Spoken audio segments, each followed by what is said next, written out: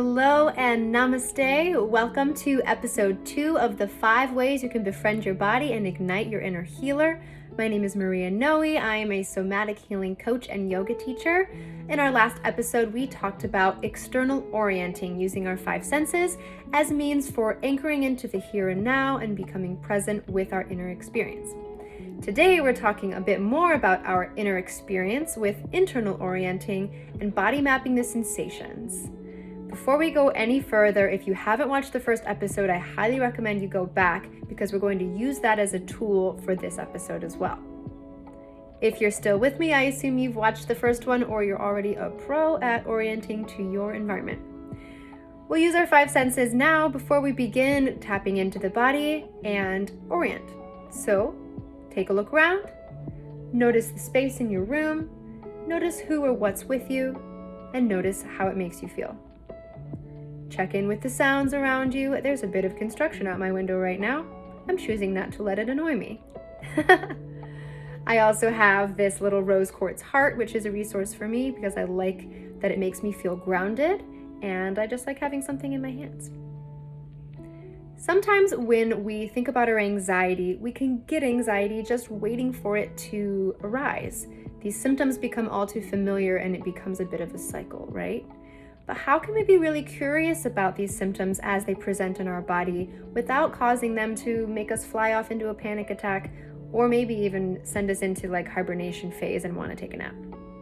This element of curiosity is so important. But to do so, when we tune into our body initially, it might be super overwhelming and not really allow us to be curious, right? So if we begin just by touching very gently and only a little bit of stress into the body and then returning to our external orienting or to our resourcing, it allows us to build more capacity.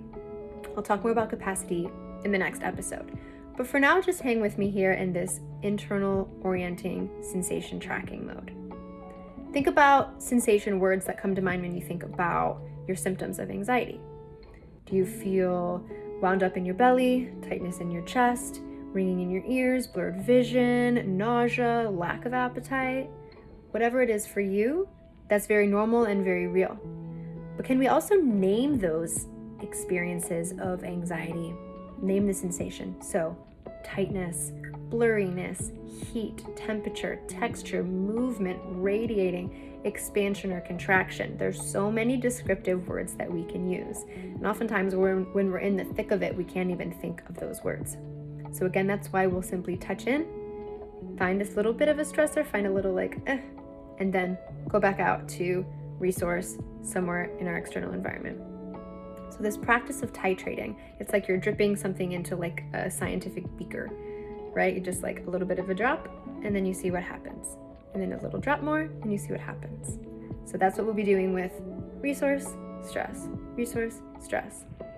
Start with something super small. If you go right into this full-blown migraine or you want to try to like make yourself get super, super anxious and then work your way back out of it, I do not recommend that, especially if you're still just sort of beginning this experience with somatic therapy. You're going to want somebody to help guide you. But for the purpose of this episode, we can do a little bit. So let's start with our feet. Do a gentle body scan, noticing either your feet on the floor or wherever you are. And then just scan up the body, up your legs, up to your hips, belly, chest. Wherever you begin to find sensation or curiosity, pause there. Notice what that feels like. See if you can name it with a few sensations. And before too long, you're going to then go back and find your external resource. Or maybe you even find somewhere in your body that external resource makes you feel good. So my little rose quartz makes me feel grounded in my belly. I can't explain it, but I feel like solid when I have this in my hands. So I'll go from solid in my belly, grounded in my feet, be there for a moment, and then check back in with that. Oh, I feel a little fluttery up here. What's this sensation? Fluttery in my chest, a little tightness here. I'm noticing this. I'm still here. I'm still online. I'm not freaking out, panicking. And then, okay, cool. Let's bring my attention back here. Grounded in my feet, sturdy here in my stomach. So we titrate back and forth. to allow us to increase our tolerance or our capacity while remaining online or curious. And again, in the next episode, we'll talk more about being online and being curious and what capacity, tolerance, all of those words mean. I invite you to try this exercise on your own, but again, make sure that you're being really gentle and kind with yourself and not diving too deep into any stressful situation that you might not be able to get yourself back out of. I also want to note that it's very possible that when you're doing your body scan, you feel nothing. There's nothing there. And oftentimes when we're so used to living with trauma or chronic anxiety, our body tends to want to numb itself because it's just like, it's too much. And that's totally okay. I invite you just to remain present to what is, even if it's like, I feel neutral in my belly, I feel neutral in my arms. That's fine.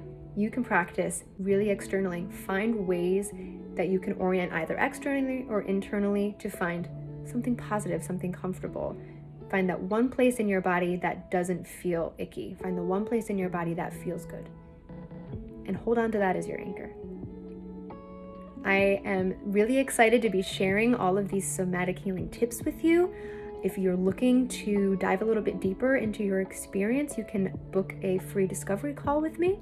But just a heads up that around the corner, I will be announcing a group collective coaching program where we'll dive even deeper into some of these tools and the modality of somatic healing in general, mixed in with a bit of yoga and holistic wellness.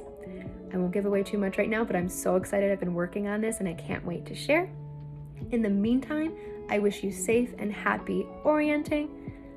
Namaste, and I will see you in the next episode.